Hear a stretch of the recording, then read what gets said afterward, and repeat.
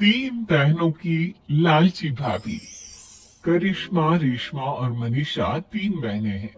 उनका एक भाई भी है, मयंक। मयंक अपनी बहनों को बहुत प्यार करता है, लेकिन मयंक की पत्नी सविता इस मामले में मयंक से बिल्कुल ही अलग है।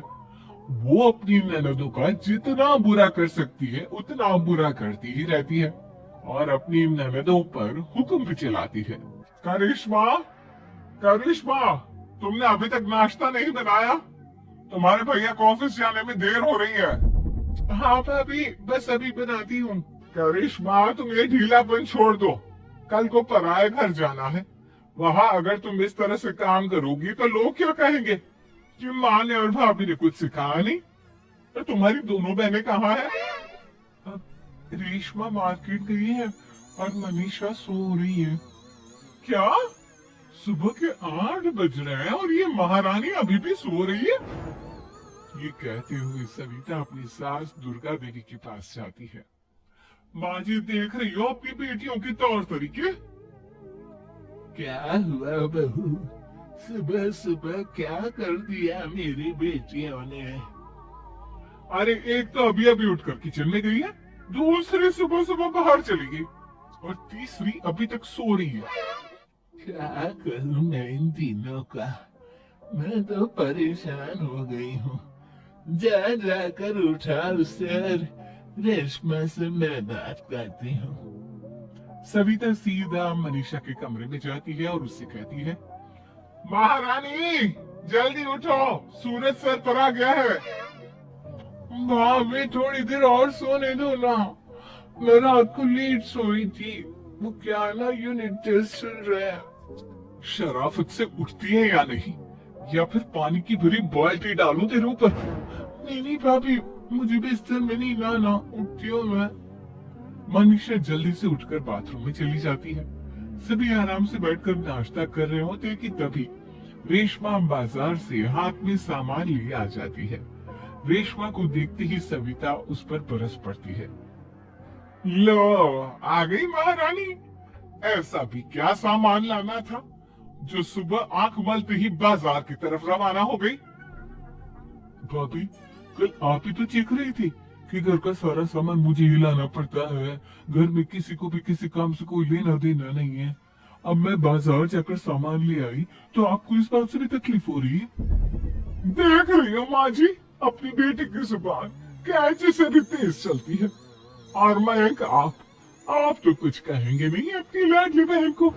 रेशमा, अपनी भाभी से ऐसे बात नहीं करते। चलो माफी मांगो। भैया, मैं क्यों माफी मांगू? आप भाभी से बोलिए ना कि हम पर कम हुक्म चलाया करे। हम इस घर की बेटियां हैं और आपकी पत्नी की ननद है, नौकरानी नहीं। लो कर लो बात। इनकी भलाई के लिए कुछ भी बोलो तो इन्हें बुरा लग जाता है। इस घर में यही इज्जत है मेरी। देख लो माँ जी, आपकी बेटी किस लहजे में मुझसे बात कर रही है। सविता वहाँ से चली जाती है। मयंक को बहुत गुस्सा आता है, वो भी वहाँ से चला जाता है। फिर करिश्मा रेशमा को समझाती है। रेशमा, तुम्हें भाभी से माफी मांग लेनी चाहिए थी ना। लेकिन दीदी, मैंने कुछ किया ही नहीं, तो मैं माफी क्यों मांगू? हाँ रेशमा दीदी, रेशमा दीदी जैसे ही घर में आई भाभी ही उन पर चिल्ला रही थी। हाँ, मैं मानती हूँ कि गलती भाभी की थी। मैं तो इसलिए बोल रही हूँ कि भाभी ने माँ को तो पूरी तरह अपने वश में कर लिया है। वो हमारी बात सुनती ही नहीं।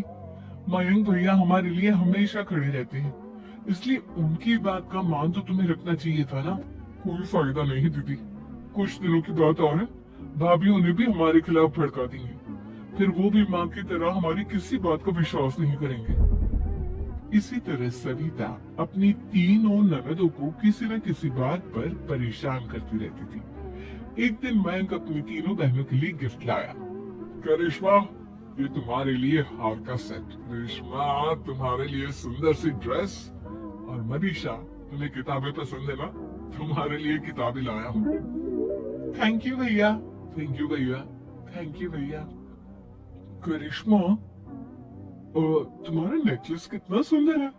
ये भैया कहाँ से ले आए होंगे? मैंने भैया को 3 दिन पहले फोन पर ये डिजाइन दिखाया था और आज भैया ये ले आए। सविता तो अपनी ननदों के गिफ्ट्स देखकर जल गई और करिश्मा का नेकलेस तो उसे भी बहुत पसंद आया था। अपनी बहनों के लिए कितना अच्छा नेकलेस लेकर आए हैं, मुझे कभी कोई गिफ्ट नहीं दिया। मैं आज ही ये हार चुरा लूंगी। रात में सविता करिश्मा का हार चुरा लेती है और इसी तरह उसे अपनी ननदों की जो भी चीज अच्छी लगती वो उसे मांगती नहीं, बल्कि रात के अंधेरे में चुरा लेती। इसी तरह दिन बीतते गए और सविता ने मयंक के दिल में भी उसकी बहनों के लिए नफरत पैदा कर दी। एक दिन मयंक ने करिश्मा और रेशमा के लिए रिश्ता देखा और ये बात उसने घर में सबको बताई। माँ, करिश्मा और रेशमा के लिए बहुत अच्छा रिश्ता आया है, वो लोग कल इन्हें देखने आ रहे हैं। आप और सविता मिलकर सारी तैयारी कर लेना। ये सुनकर करिश्मा और रेशमा खुश हो जाती हैं, लेकिन सविता सोचती है अगर इन दोनों बहनों की शादी हो गई तो घर और बाहर का काम कौन करेगा। मनीषा तो एक नंबर की कामचोर है, उससे तो किसी बात की उम्मीद लगाना ही बेकार है। मुझे इस शादी को रोकना होगा। अगले दिन सभी लड़के वालों के स्वागत की तैयारी करने में लगे होते हैं। तभी मयंक अपनी बहनों से आकर कहता है, तैयार हो गई तुम दोनों? देखो दोनों लड़के बहुत अच्छे हैं, मैं कोई कसर नहीं छोड़ना चाहता, इसलिए तुम उनके सामने अच्छे से बिहेव करना और अपनी भाभी से लड़ने मत लग जाना। करिश्मा, तुम वो नेकलेस पहन लो ना जो मैं तुम्हारे लिए लाया था। भैया, मैं बहुत देर से वो नेकलेस ढूंढ रही हूँ, लेकिन मुझे मिल ही नहीं रहा। क्या तुमने नेकलेस खो दिया? तुम्हें पता भी है वो कितना महंगा था? तुम कोई काम ढंग से नहीं कर सकती। मयंक गुस्से में वहां से चला जाता है। थोड़ी देर बाद लड़के वाले भी आ जाते हैं। वो दोनों बहनों को पसंद कर लेते हैं और रिश्ता पक्का हो जाता है।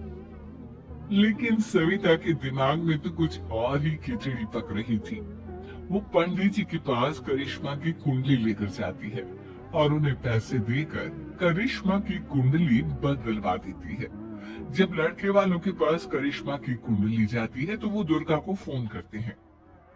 बहन जी, हमने करिश्मा की कुंडली अपने पंडित जी को दिखाई थी। आपकी बेटी की कुंडली नहीं बल्कि दोषों का पिटारा है। देखिए, मैं और मेरे पति इन सब बातों में बहुत विश्वास करते हैं, इसलिए हम आपकी बेटी से अपने बेटे की शादी नहीं करा सकते। इस तरह करिश्मा का रिश्ता टूट जाता है और सभी घर वालों को बहुत दुख होता है। अब कविता सोचती है, चलो करिश्मा का तो रिश्ता टूट गया, अब रेशमा का भी रिश्ता तोड़ना है। क्या करूं? अब सविता आवाज बदलकर किसी अननोन नंबर से रेशमा की होने वाले ससुराल में फोन करती है। हेलो, मैं कौन हूँ कौन नहीं ये आपके लिए जानना जरूरी नहीं, बस इतना सुन लो कि रेशमा का 2 साल से किसी के साथ अफेयर चल रहा है। बस रेशमा का रिश्ता तोड़वाने के लिए सविता का इतना कहना काफी था। अब रेशमा का भी रिश्ता टूट गया। मयंक और दुर्गा देवी ने रेशमा को खूब खरी खोटी सुनाई और उससे बार बार उस लड़के के बारे में पूछने लगी। आप दोनों मुझे क्यों परेशान कर रहे हो? अरे कोई लड़का होगा मेरी लाइफ में तो मैं बताऊंगी ना, जब कोई है ही नहीं तो कहाँ से लाऊं मैं कोई लड़का? तेरे होने वाले ससुराल वालों को फोन किसने किया था? माँ, मैं नहीं जानती किसने फोन किया था, मैं सच कह रही हूँ। मैं तो पहले ही कह रही थी इसकी लगाम खींच कर रखो, लेकिन मेरी सुनता ही कौन है। आप चुप रहिए भाभी, ये सब आपका ही किया धरा है। अब तीनों बहनों को विश्वास हो जाता है कि ये सब उनकी भाभी ही कर रही है। तीनों बहनें अपनी भाभी को सबक सिखाने के लिए एक वकील कर लेती है और घर में हिस्सा मांगना। देखो भैया, माँ बाप की जायदाद में जितना बेटों का हक होता है उतना ही बेटियों का, इसलिए इस घर के 4 हिस्से होंगे और हमें अपना हिस्सा चाहिए। मैंने तुम्हारे लिए क्या क्या नहीं किया और तुम इस घर में हिस्सा मांग रही हो? भैया, आप और माँ हम बहनों की कोई बात नहीं सुनते हो और भाभी हमारी शादी नहीं होने देगी क्योंकि उन्हें लगता है कि आप हमारी शादी में ज्यादा पैसा लगाओगे और उन्हें हम जैसे फ्री की नौकरानी कहाँ मिलेगी। तो हम भाभी के साथ तो रह नहीं सकते, हम बहनों को अपना हिस्सा चाहिए। अरे तुम्हें शर्म आनी चाहिए अपनी भाभी पर ऐसा इल्जाम लगाते हुए, वो तुम्हारे बारे में कितना सोचती है। हाँ माँ, भाभी हमारे बारे में बहुत सोचती है। दिन रात बस यही सोचती रहती है कि किस तरह से अपनी तीनों ननदों को परेशान करूं, और कभी मुझे पढ़ने भी नहीं देती। दोनों बहनों का रिश्ता भी तो इन्होंने ही तोड़वाया है, और रात में हमारे कमरे में आकर हमारी चीजें भी चुराती है। इसी तरह सविता की तीनों ननदें अपनी बात पर अड़ी रही। अब कोर्ट में तारीख भी शुरू हो गई। जब सविता को लगा कि उसकी तीनों ननद इतनी आसानी से नहीं मानने वाली, तो उसने अपने पति और सास को सारी सच्चाई बता दी और अपनी तीनों ननद से माफी मांगी। मयंक और दुर्गा को भी अपनी गलती का एहसास हो गया। अब सविता खुद करिश्मा और रिश्मा के लिए अच्छा रिश्ता ढूंढती है और उनकी शादी करवाती है।